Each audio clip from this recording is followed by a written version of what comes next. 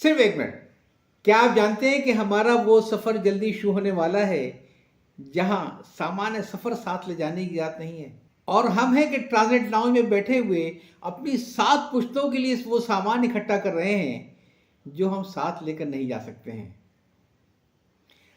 اگر بیرون ملک سفر میں ہمیں کوئی بہت وزنی ساگوان کا فرنیچر پسند آ جائے تو کیا ہم اسے خریدتے ہیں؟ بالکل نہیں. ہمیں معلوم ہے کہ ایئرپورٹ، کسٹم اور راستے کی مشکلات کی وجہ سے ہم اسے اپنے گھر نہیں لے کر جا سکتے ہیں. ہاں، صرف اس کی خوبصورتی سے لطف اندوز ہوتے ہیں اور اسے وہیں چھوڑ آتے ہیں. ہماری اگلی منزل کا سفر کسی بھی وقت شروع ہو سکتا ہے.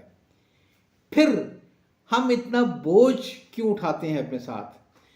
ہم اس دنیا میں خالی ہاتھ آتے ہیں اور جاتے ہوئے صرف ایک سفید لٹھا ہمارے ساتھ ہوتا ہے، وہ کفن جس کا نہ کوئی برانڈ ہوتا ہے نہ جس پر کسی ڈیزائنر کا لوگو ہوتا ہے. اس کی تو کوئی جیب بھی نہیں ہوتی ہے. ہم اپنی تمام زندگی حلال اور حرام کی پرواہ کیے بغیر مال جمع کرنے میں گزار دیتے ہیں. پہلے ہمیں بچوں کے مستقبل کی فکر ہوتی ہے، پھر ہم 7 پشتوں کے لیے ذخیرہ کرنا چاہتے ہیں. جو رب آپ کا ہے وہی آپ کی اولاد کا بھی ہے. انہیں خود سے محنت کی لذت چکھنے دیجیے اور انہیں سکھائیں کہ زندگی کیسے گزاری جاتی ہے. جو اللہ نے آپ کو دیا ہے اپنی زندگی میں اپنے ہاتھوں سے دوسروں میں خوشیاں بانٹنے کے لیے خرچ کر دیجیے. ساتھ صرف وہی جائے گا جو آپ نے اللہ کی راہ میں دے دیا، ورنہ پیچھے رہ جانے والے تو موجیں اڑائیں گے، مگر حساب تو آپ ہی کو دینا پڑے گا.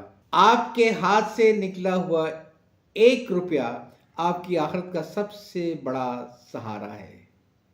مشکل ضرور ہے، لیکن کوشش یہ کیجئے کہ مال اکٹھا کرنے کے بجائے خدا کی مخلوق پر خرچ کریں، ان کی خوشیوں کی خاطر اور ان سے ملنے والی دعاؤں کی خاطر. یاد چاہتا ہوں. اللہ حافظ.